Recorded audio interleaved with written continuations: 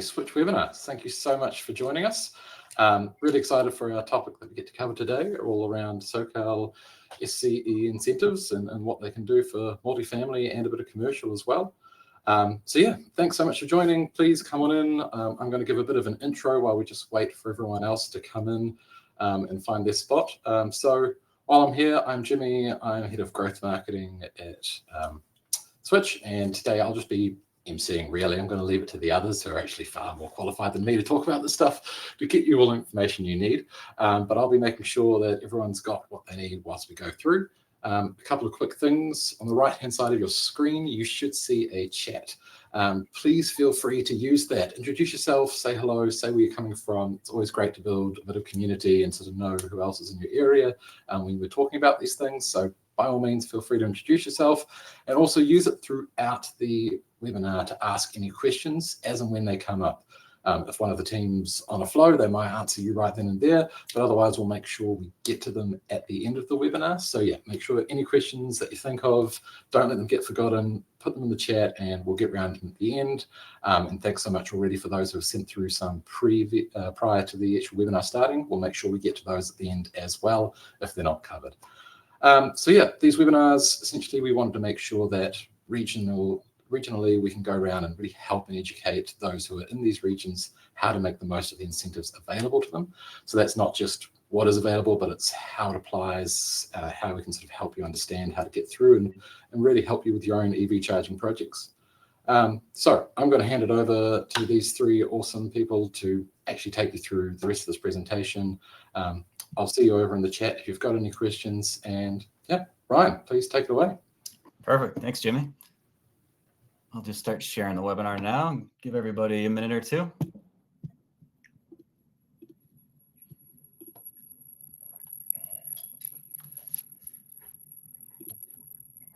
So once I click present, I'm not gonna be able to see you guys. So just give me a shout if you guys can see it once I click play.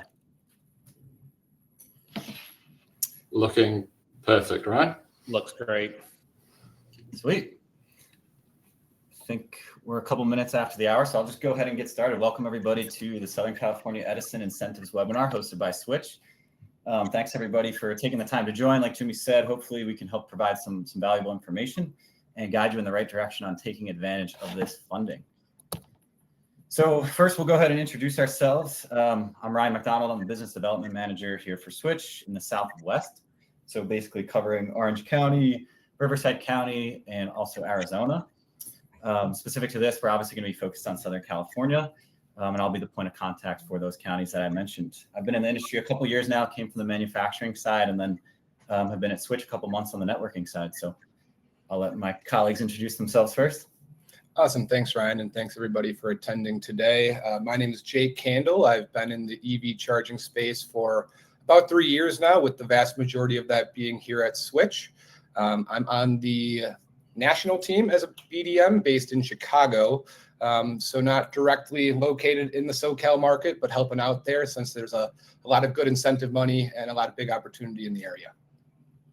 And I will pass it over to Jeff. Hello, everybody. Jeff Chung. I am the Business Development Manager here in Los Angeles. I have about 3 years in the EV space. My job before this was a turnkey service provider. So we did design, engineering, installation, rebates, and now I'm on the hardware side on this amazing team. Perfect. So just to go over a quick agenda, we're going to go into the SCE and other incentives in the area, the federal 30C tax credit, which can potentially be stacked with some of these incentives that we're going to talk about. We'll go through who is Switch and why Switch and how we can help with these applications and help you guys receive the funding for the EV charging stations, and then leave some time at the end for Q&A. And feel free to just write in the chat as we're kind of speaking, and then at the end we'll take all the questions and answer any of the ones that you have. So just to start, EV charging incentives in Southern California. Basically, this is money that is provided by the utilities to boost the adoption and transition to electric vehicles. California is definitely a leader in this space. Usually the incentives start here and then they kind of trickle out throughout the rest of the country. But the Charge Ready program assists business and property owners with deploying the infrastructure and equipment necessary to support EV charging stations at multifamily, in the public sector, business locations, all different types of verticals. So as you can see here, there's a bunch of different programs that are included in this. This actually launched in 2022, and there was almost 500 million in funding that was launched, and that was quickly used up. So people are taking advantage of this, and then over time they kind of reallocate funds and we'll bring some back, or maybe there's some applications that were sent in that didn't fit the criteria the first time. They'll reopen them to take further applications. So basically just want to point out that you should definitely be applying for this incentive. It's non-binding if you are interested in EV charging. It's pre-approval, so they'll take a look. They'll see, if you qualify, and then they'll set aside the funds. And then after that is when you have to decide if you want to go forward with it. So there's no binding or anything. You don't have to do the installation and then beg for funds after. They'll allocate it up front, which is great. And as you can see, there's these different charging programs. So the two that we're going to be focused on are the ones all the way to the right. So the small site rebate and the DC fast charging rebate, which actually just launched new funding today on August 1st. And then the small site rebate is for all the different verticals, multifamily, commercial, public, but it's everything less than 4 chargers. So perfect for some companies like you guys that have signed up that are looking to kind of dip your toes in. Maybe you have some tenants that are asking about it, but you're not sure, it's a big expense. This rebate will definitely help you out. There are these other rebates. They don't pertain as much to the crowd that's here today. The turnkey rebate is for disadvantaged communities only, which SCE provides all the infrastructure. And then there is the charging infrastructure and rebate program, which it's towards the end of the funding of the program. So it's utility upgrade only. The customer still has to pay for the installation and the EVSE, the supply equipment. And they're prioritizing 20 plus chargers. So maybe if there's anybody on that's a little bit further along, maybe they've had a few chargers and more tenants are asking and they want to look into something like that, SCE will cover a huge chunk of upgrading the infrastructure there. And then new construction is only for new developments. So I don't think anybody here, but just good to know in case. So like I said, I'm going to focus on the Southern California Edison small site rebate. So this provides qualified non-residential and multifamily participants for rebates to offset the costs with purchasing a max of 4 chargers. So like I said, perfect if you want to just, get into it. Starting off, people are asking for chargers. Maybe you're a public site and you want to just put 1 or 2 to see what happens, see if it brings in any new business. It's a perfect program for that. So SCE will fund per level 2 charger, which are these longer dwell time, 4 to 6 hour charging. So it's great for multifamily or any public space where somebody's going to be there for multiple hours at a time. Maybe like a hotel or a retail site. They will cover up to 10,000 per port. So basically this can cover, we'll show you some info on the level 2 and the prices of what that looks like later, but this can basically cover up to the entire installation and equipment for that charger for 4 chargers. The only requirements on the hardware side are that it is an SCE approved charging solution, which Switch can provide. There is a 4-port max. We're usually seeing 3 to 4 ports depending on how much power is available. And the deadline is, this is expected to expire in early Q4 of this year. So we're getting applications in now. And then hopefully in a couple of weeks or a couple of months, SCE will provide the information on who's accepted to see if your installations will be covered. So this is up to 100% of project costs for installing up to 4 chargers.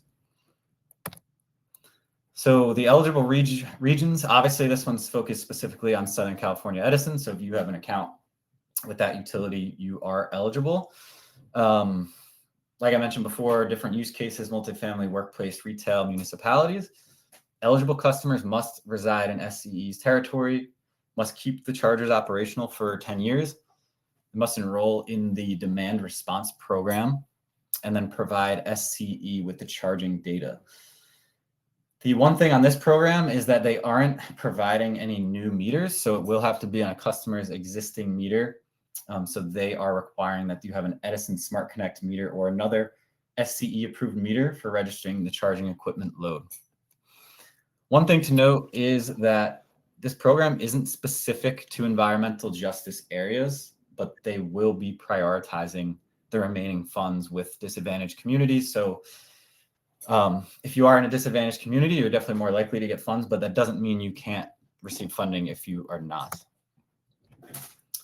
So a little bit more of the fine print. The eligible costs include, but are not limited to, the permitting, site design, and engineering, panel upgrades, the installation of the equipment, and the actual charging equipment. Like I mentioned, non-eligible costs include a new meter, anything past the meter on the utility side for this program. So as you can see there on the right, anything in yellow is not covered by this program, but anything on the panel going to the stations and the stations will be covered. So for timeline requirements, these charging projects must be completed within 15 months of receiving the small site rebate approval. So I believe when speaking with SCE that once the application's in, they're a little backed up right now. I think it's about 6 to 8, maybe 10 weeks for them to go through and review and see which sites qualify. And then you'll be notified. And then I believe it's 45 days after that that you need to agree and say you're going forward with it and start with the purchase of the equipment and site walks and all that stuff.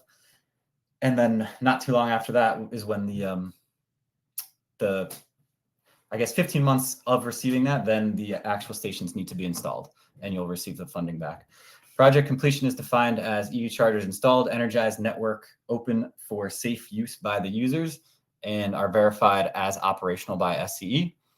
And then participants must operate and maintain the EV charging equipment for 10 years minimum, like we mentioned. And Switch makes this easy. We have networking plans for 10 years. We also have Switch Care, 24/7 support. So we will make sure that your charging equipment is online for that 10 years.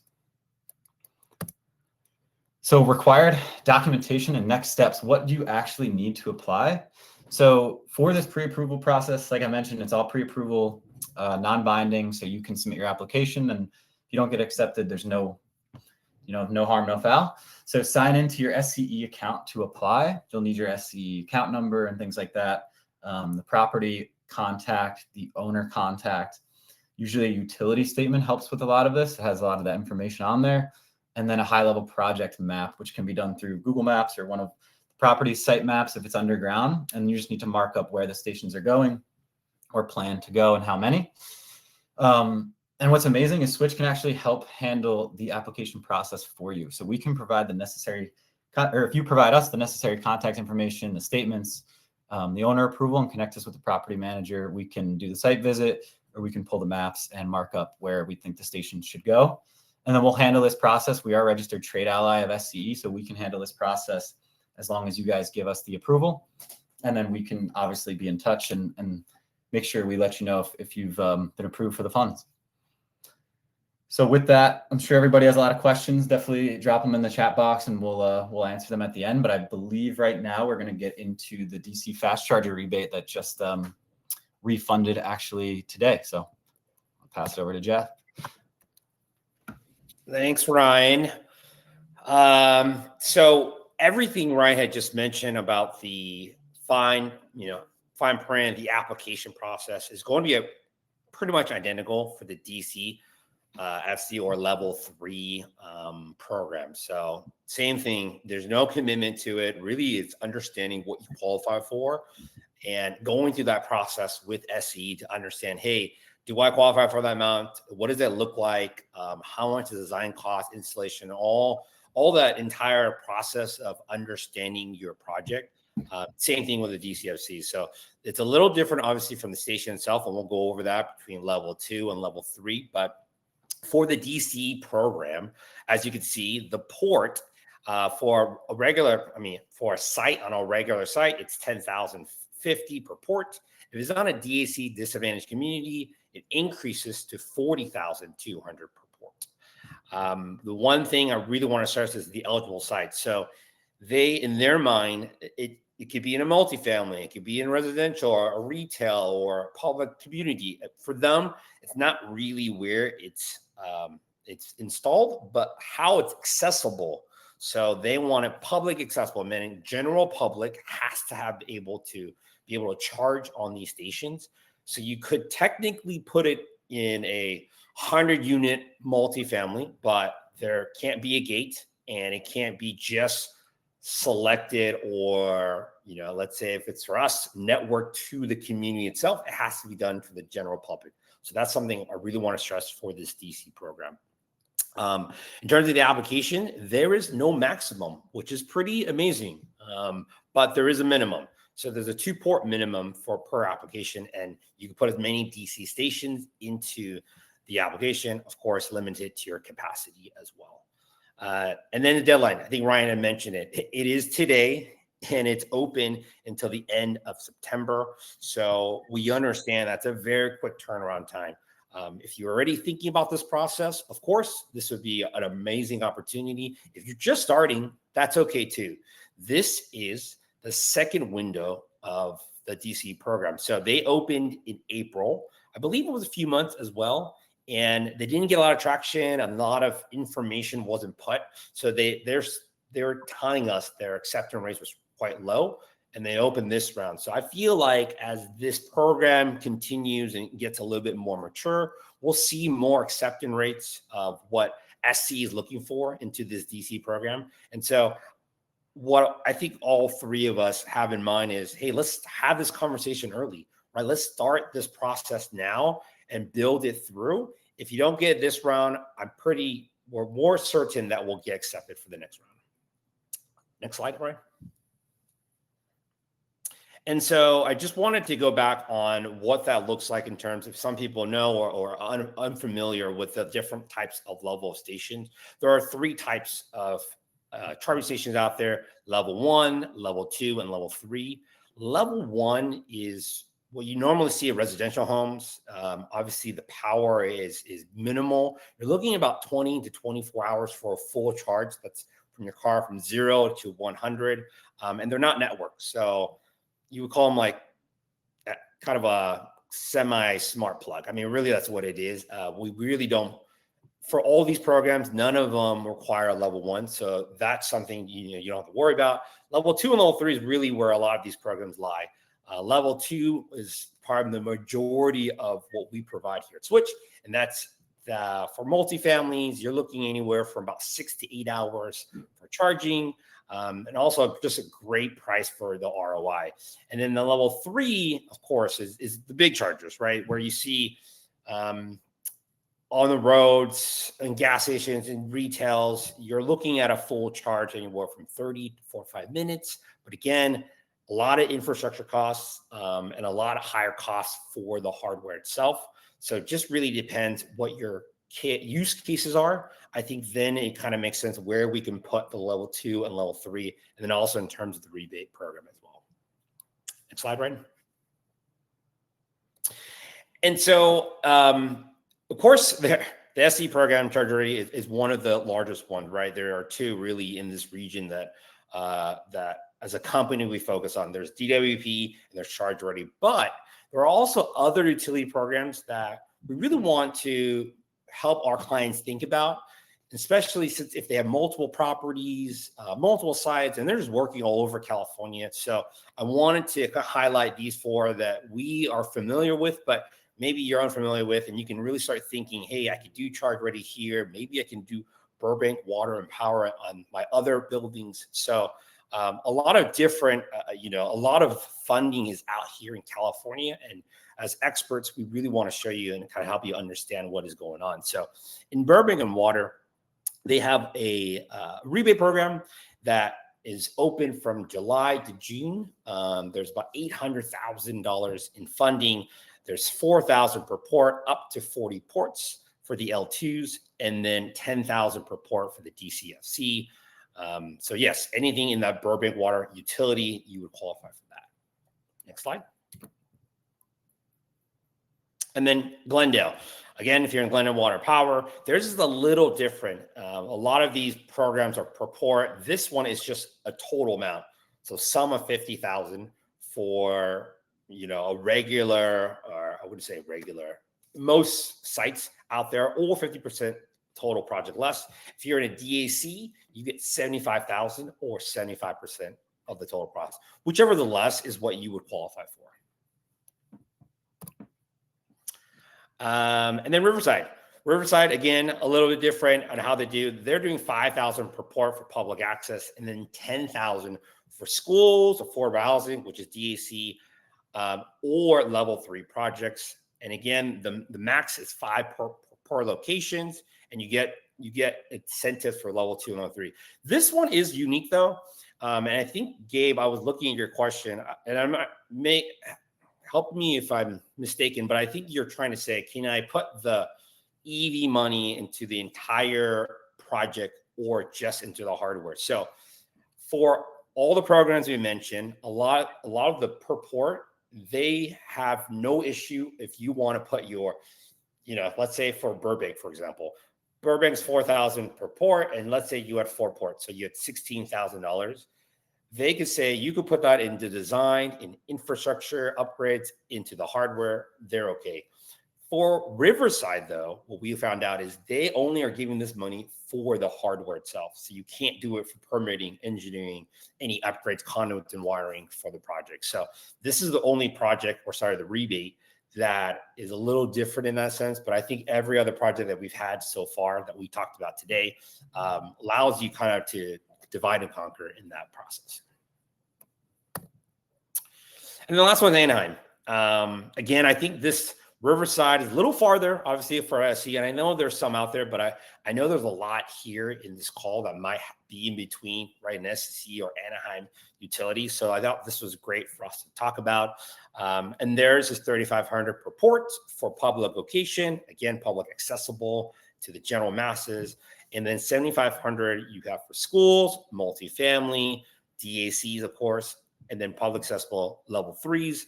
Maximum of 10 stations, and then they will also pay for the city plan permits if you go through that process as well. And that's it. So I'll pass it on to Jake, and there you go. Awesome. Thanks, Jeff. And one thing I would mention about those other incentives, while it's not the 10,000 that you could get from SCE, the big question mark with EV charging projects is always installation. If you have a panel with available power nearby to where you're going to be putting the stations in, it's very possible that like the Anaheim incentive could still cover nearly 100% of project costs, just like the SCE incentive would, even though, it's not $10,000. Awesome, Ryan. Yeah, getting into the 30C tax credit. First and foremost, I will say there is a lot of nuance with this program, and we're just going to go from a broad scope for the purpose of this conversation. The hope is that any properties available for that small site SCE rebate will have 100% of project costs covered and not have to worry about this whatsoever. But knowing that sometimes projects can be a little more extensive than initially planned, and also that a lot of people have properties elsewhere outside of SCE, wanted to go through this. So this is up to 30% off of total project costs given back as a tax credit. And this is through the Inflation Reduction Act. If you want to hop to the next one. As mentioned, it's capped at 30% or $100,000 unless you're installing some massive, DC fast charger project. You'll never get to $100,000 being 30% of your total project costs, but enjoy mentioning it regardless. While this is a federal program, there is still an eligibility map. Not every property is eligible. You can see that on the right, and that's something I'm happy to provide for any groups that are interested. A few other minor criteria things I like to mention real quick. Projects must meet prevailing wage and apprenticeship standards. And if you fail to do so, you'll only be eligible for 6% back rather than the 30%.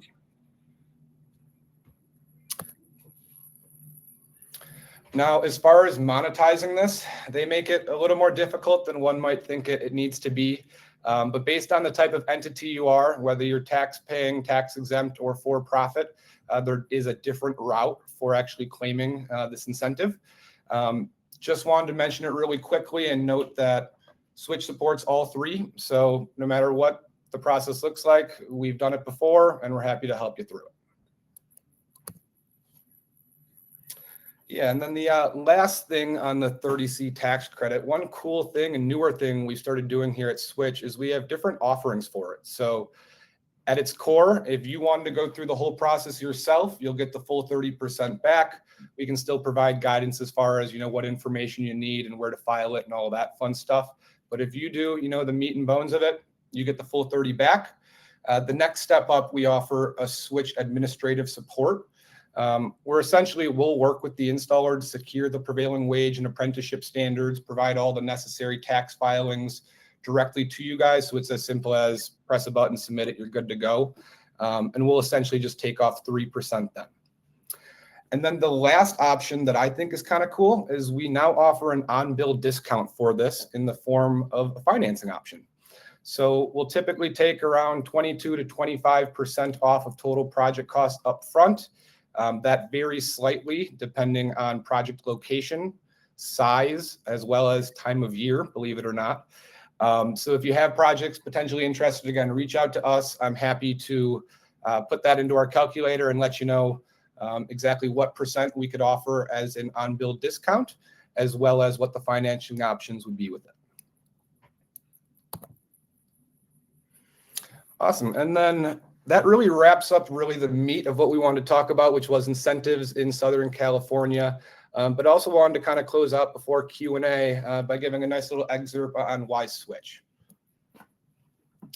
So at our core, we really strive to solve charging problems and accessibility in urban environments at multifamily and commercial buildings, where you're typically going to have issues of not enough infrastructure. You need really fancy functionality in order to really maximize driver availability, but also revenues. So everything having to do with charging to kind of make it, make sense for multifamily properties is really what we focus on. For the scope of this talk, I've kind of narrowed that down to 3 things: reliability, functionality, and then incentive expertise. Now, before I do get into that, I just wanted to give a quick overview of the services we all offer, and it's essentially turnkey. So everything from design to quote installation. We do not have installers on staff. Instead, we leverage some really strong partners across the United States and Canada for this, and have them on both the national level as well as the local level. I can say that in Southern California in particular, you're definitely set up with some really strong installers that have proven themselves to do great work, but also have pretty compelling price points as well.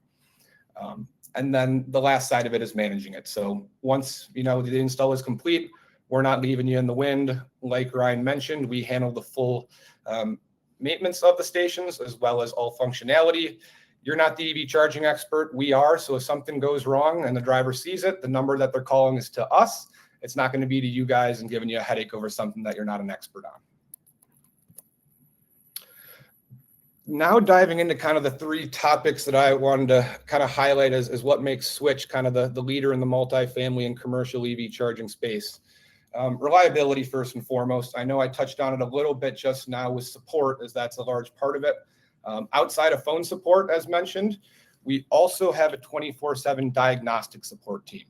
So these guys are constantly monitoring all the stations. If something goes wrong, maybe somebody runs over a cable, they'll be able to identify and dispatch a fix before the next driver pulls up and thinks they're going to have a charger that's running and isn't available.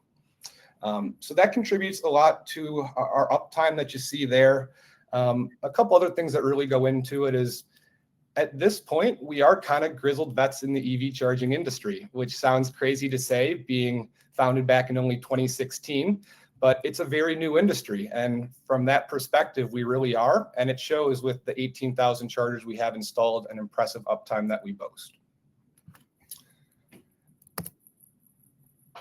The other side of reliability that I just like to mention real quick, and I won't go too much into the weeds because OCPP can be a little bit technical and complex. For those unfamiliar, what OCPP is essentially the language used to communicate between the charger, the hardware, and the backend network that does all of the functionality. As this industry has evolved, OCPP has quickly become industry standard, not just in the United States, but also globally. And all of the top EV charging providers are constantly racing to get the latest and greatest OCPP certification, because it means enhanced functionality, enhanced visibility, and in turn, enhanced uptime. So In North America, Switch is one of only 3 companies that have the latest OCPP certification, and that is 2.0.1. Next thing I wanted to touch on real quick was functionality. Switch has undeniably some of the best functionality available across the industry. When it comes to multifamily, we can do pretty much anything you can think of. And on the commercial side, they just tend to be a little bit less complex, so we can do those just as well. So talking about things like precise access control, maybe you want some that are restricted to one driver and others available to a different group. Custom billing rates. So maybe you want the public to pay an inflated rate so that you gain revenue, but tenants only pay the cost of power. Loitering enforcement. So let's say you want to have drivers, once they fill up, have 30 minutes to unplug their car and move it. And if they don't, they'll receive a notification that they're going to be charged X amount of dollars per hour until they do so. So you're actually influencing driver behavior and also optimizing both revenue and availability. Go to the next one. Along that lines, you get to set your own rates. Obviously, we are always happy to provide recommendations based on what we see on the market and what we think is going to maximize revenue for you. But a lot of flexibility here. You can charge by energy consumed or time of use. You can charge tenant versus public, like I mentioned. And then my favorite one is time of use pricing. So if you're seeing that it's common that you're building between, let's say 5 and 9 o'clock as everybody is getting home, is seeing a large increase in energy usage resulting in power costing you a whole lot more, no problem. Let's make the chargers more expensive during those peak hours. And then kind of the last slide on functionality, because I'm not going to get into energy management. If anybody has questions about that, please reach out, as that's something that everybody on the Switch team can kind of nerd out about for a very long time, much more than 30 minutes. But wanted to discuss the admin dashboard. I think you've seen a couple images of it now, but it really does a great job of allowing property owners to take a look at it and gain useful insights on how to iterate pretty much their charging fee structure. A good example that I always kind of give is we actually allow you to see the average plug-in time versus the average charging time. So if you're seeing that cars are charging on average for 4 hours, but they're plugged in on average for 8 hours, wow, that means that a car finished filling up, didn't move for another 4 hours, so a different car couldn't use that station, and it was just sitting there idly taken up. Well, maybe it's time that we put in a loitering fee, or this shows us that the loitering fee we already have isn't nearly strict enough to really dictate driver behavior. Let's ramp it up a little bit. Awesome. And then the last thing, and I know my colleagues already really went through this quite a bit, but as far as incentives go, we do an outstanding job of having our finger on the trigger, not just in Southern California, but across the United States and Canada. We have boots on the ground in almost every state, have a really strong policy team, and do a really good job of making sure that we navigate rather complex incentive programs to make sure that Switch is one, an approved vendor that you can use, but also enabling property groups to know when these different incentives are popping up, because per state, it can be at the state level, it can be at the county level, it can be at the utility level. So because it is a rather convoluted industry landscape as far as incentives go, we make it very easy. So if you have, a group of properties across multiple states, shoot them over to us anytime. We're happy to provide a report back on what's available, as well as help with the application process.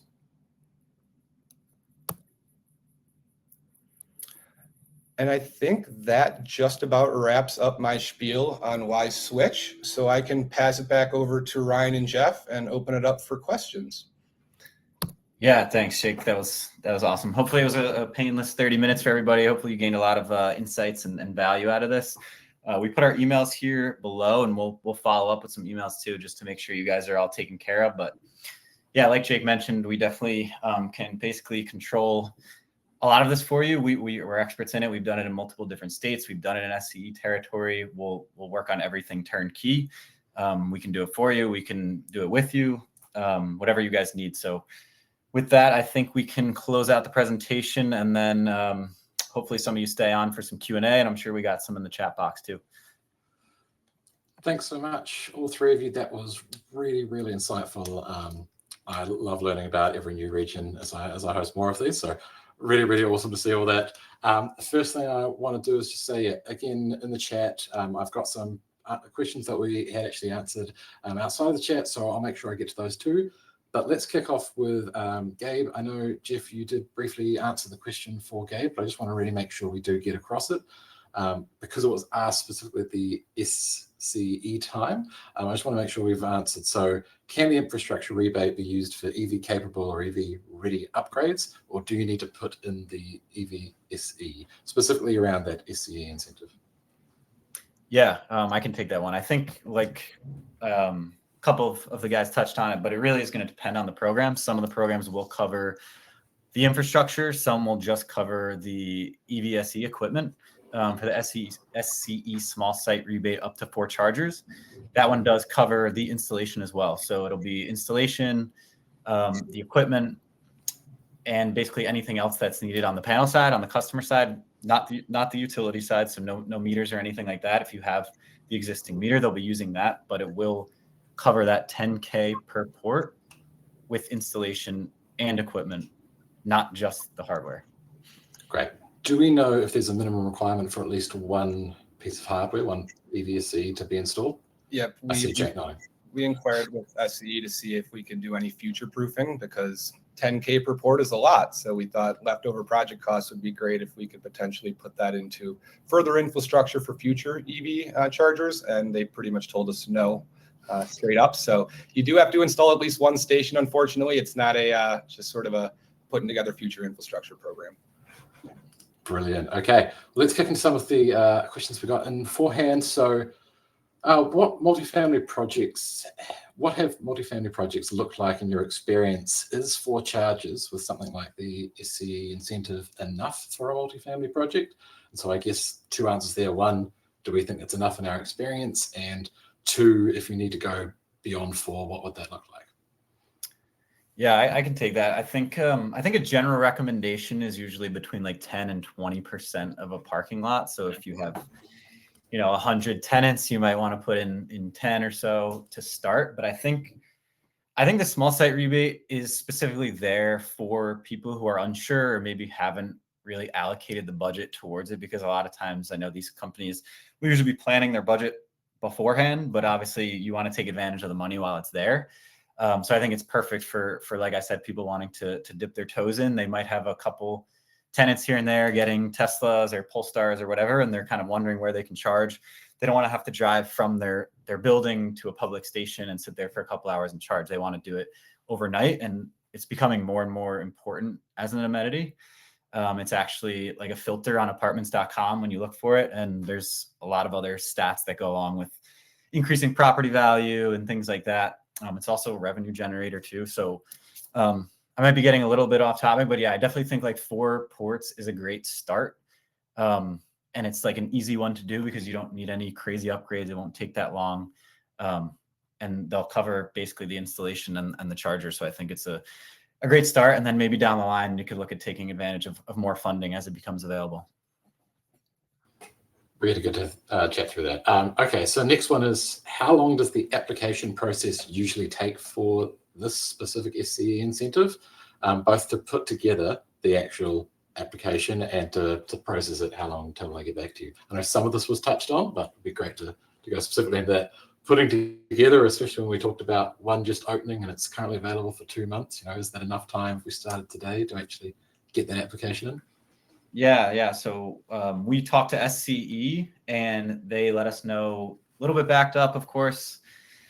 A lot of people applying and utilities gotta move how they can, but basically the application doesn't take long. We can get the information from you guys, the property details, the property manager info, the property owner information, and then, like I said, do those site drawings from either Google Maps, and if not, we'll need like a parking. If it's underground, we'll need the parking site, and then we can mark it up. So that should only take a day or so to get all the information and put it in. And then usually it's 8-ish weeks before they get back to you on the approval. They'll review it. And then after that, 45 days to say, yes, we want to go forward, or no, we don't. And then after that, it's I forget the exact amount of weeks. I think it's 15 weeks to actually get the project installed and submit it for the rebate. And just good to note, utilities will very commonly put out a timeline, and they will very commonly miss that timeline. So great program, but just a forewarning, put the patience cap on. We'll handle the whole process, but it might take even a little longer than they tell us. It always does, but that's fine. Well, it's still worth going for. Question just in, do they stack rebates in the Central Valley specifically? Do we know? We can get back to you later as well if we don't know offhand, but Central Valley? So I believe it all obviously depends on the rebate program, but two local utilities, normally you can't stack together.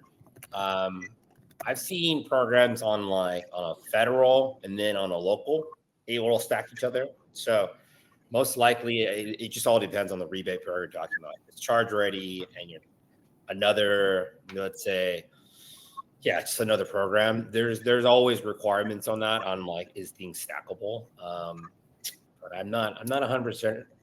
Is there a? Yeah, Tito, I'd be happy to reach out to Valley Air. I have not inquired with them directly if you can stack with that one, but would happy to get back to you. Yeah, great. Thanks so much. We'll make sure to follow up to you. Okay, moving along to another one. We've only got a couple left. I've had EV charging quotes before and was looking at your site before this webinar. Electrical upgrades are very expensive. So is your load management solving this? I think that's a great setup question. I love those sort of questions. Who wants to take it? I can answer that.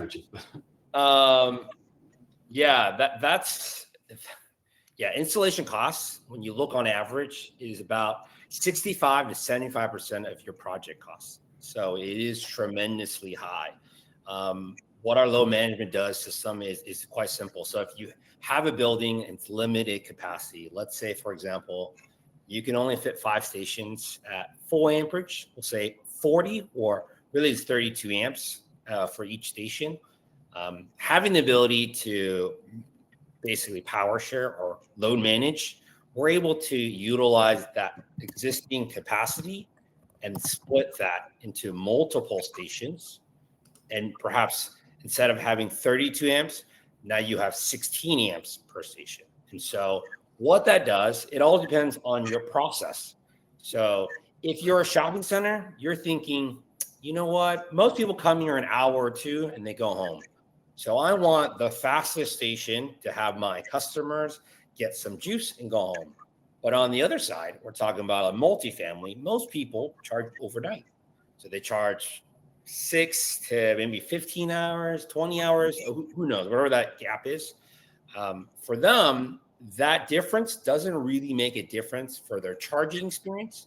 But for the owners, we're going to have more rebate money, more stations, and more drivers we're able to accommodate, right? So we take that example, we had 10 stations that we can only fill. And now, because of our load management system, we can actually double that number, right? While keeping the infrastructure at the same cost because we're not adding more. That is really the beauty of load management. Because again, when you get into that world of, and it happens to some buildings, hey, we're at limited capacity, I need to bring more power in from the city. That bill could be anywhere from $100,000 to $200,000. It's tremendous for an infrastructure upgrade. So having that, I think, capability on our side really saves a lot of money across the board in the terms. And just to add on that to anybody who is a little more experienced with EV charging already, our load management system is run dynamically. And then we also put a lot of R&D into this and have what's called switch control. So we can now monitor a mixed use panel and have the chargers turn down when other loads on that panel get high. So energy management has been one of our core focuses at Switch for many years now, and we have some of the most dynamic capabilities in the industry. Great. I just want to quickly get to the last question I had on the list, which was, how likely is it to get SCE incentive? Do we know success rates from previous rounds, roughly? How quickly are the applications getting in? From my last employer, and I've done this for 2 years now, if the application is accepted, meaning it's even being reviewed, so I think Ryan mentioned that 6 to 10 week mark, and you hit all the milestones, you're going to get funded, and it takes a while, obviously, for the project. So you have to put yourself in that position. There was a point though where they had essentially rejected people from the application, and then you kind of knew you're in a waiting list, and that was again a waiting list. And some people got it, some people didn't. I think that was probably at a very low percentage, maybe 30% of applications on the waiting list did not get through. But even though the applications from the beginning to the end, as long as you were in the queue, it was 100% success rate for the program. Now I think it's a little different just because these programs are a lot smaller, right? The SCE program was 400 million at that time. That was the turnkey and the customer side. These programs are a lot smaller. I think the DC, I think it was about 14, 15 million they're allocating towards it. So again, it's the success rate. I think if you're in, it's 100%, but it's the first come, first serve mentality. I think that's the tricky part.